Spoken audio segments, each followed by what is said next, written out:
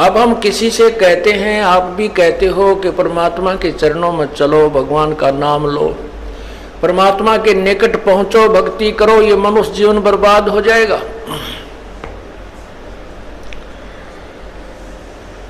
तो प्रथम तो इस बात ने कोई सुनकर राजी नहीं। क्या कहते हैं भाई,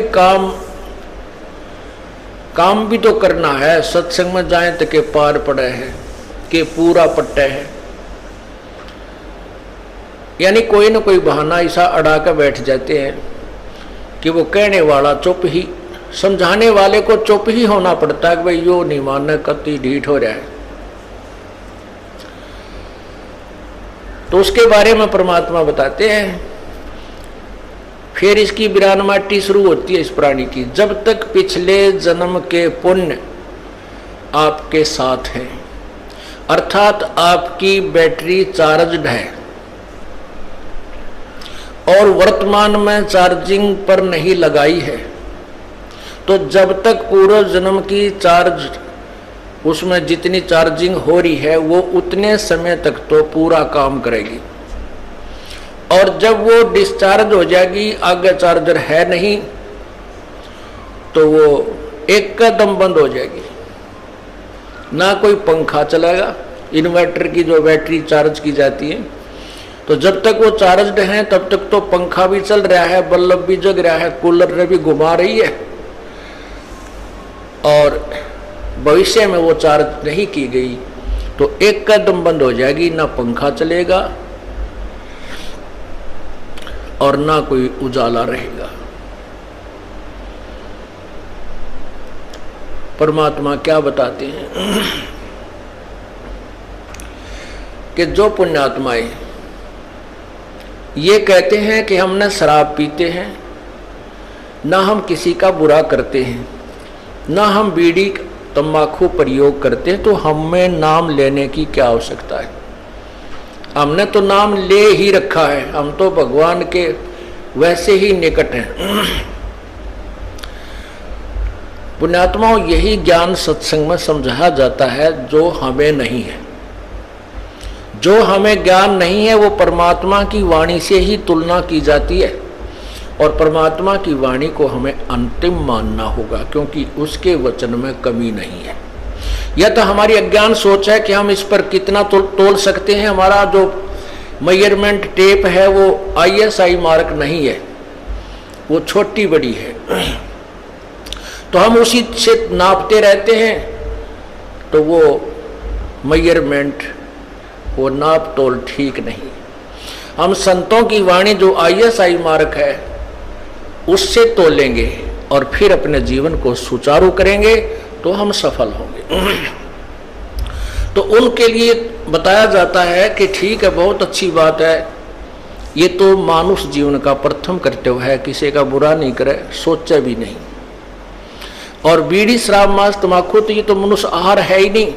मनुष्यों में भी जो बद व्यक्ति होते थे, जो गांव से निकाल दिए जाते थे, जंगलों में रहा करने लग जाते थे, वो राक्षस वो प्रयोग क्या करते थे। मानव समाज में स्वीकार्य नहीं है, और अब कोई गांव खाली नहीं, कोई घर खाली नहीं जो ये विकार ना हो। तो जैसे अच्छी बात है, जो अच्छे पुण्य कर्म है पिछले, बुराई नहीं कर रहे, लेकिन भविष्य में कोई चार्ज नहीं कर रहे अपने जीवन को। ये पूर्व जन्म की बैटरी आपकी यानी पुण्य कमाई चल रही है, जिस दिन यह खत्म हो जाएगी, विरानमाटी शुरू हो जाएगी, चाहे अफलातून हो। यहाँ पर पुण्यात्माओं, भारतवर्ष के राष्ट्रपति जी श्री ज्ञानी जैल सिंह जी पिछले जन्म की पुण्यात्मा थी, हिंदुस्तान की सुप्रीम पावर बन गए। और जब वह बैटरी डिस्चार्ज हुई, एक्सीडेंट हो गया, 6 महीने तक पैरालाइसिस होकर बोला भी ना जाओ था और तड़प कर मरना पड़ा। यदि उस पुण्यात्माओं को मार्ग ठीक मिल जाता, अच्छी बात है, भगवान ने पिछले जन्म के कुछ अच्छे संस्कार दिए हैं और जिस कारण से उसको उच्च पोस्ट प्राप्त है, वो पिछले जन्म की कमाई है। भविष्य की कुछ तैयारी नहीं की तो वो बैटरी डिस्चार्ज हो गई। इसीलिए सत्संग में समझाया जाता है कि जो बुराई नहीं करता, और नाम भी नहीं जपता, गुरु भी नहीं बना रखा, एक व्यक्ति वो। और एक व्यक्ति वो है जो बीड़ी शराब मांस तमाकू सारी को बंद करता है, और उसको वो व्यक्ति जो कुछ भी बुराई नहीं करता, अपना सीधा जीवन जी रहा, नाम वो भी ना लेता और नाम वो भिखारी भी नहीं लेता, दोनों बराबर हैं। दोनों बराबर हैं कैसे हैं कि जैसे एक खेत 1 एकड़ जमीन खूब बांस मार के छोड़ रखी है, उसमें कोई घास नहीं, कोई अड़ंगा नहीं, कोई डले नहीं, और उसके दूसरे किले में घास फूस खूब उगा पड़ा है, झाड़ जंखार झाड़ी भी जाम रही है, अर्थात बंजड़ पड़ा है। और उस जो समार रखा वो किला, उसमें भी कुछ नहीं बीज रखा, उसमें बीज नहीं बो रखा, तो वो उसी के बराबर है।